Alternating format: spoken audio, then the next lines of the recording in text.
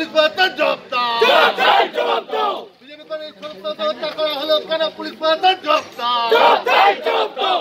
BJP কর্মীদের খুন করে বিজেপিকে রোকা যায়, নেট যাবেন না। বিজেপি কর্মী খুন করে বিজেপিকে রোকা যায়, নেট যাবেন না। বিজেপি জিন্দাবাদ।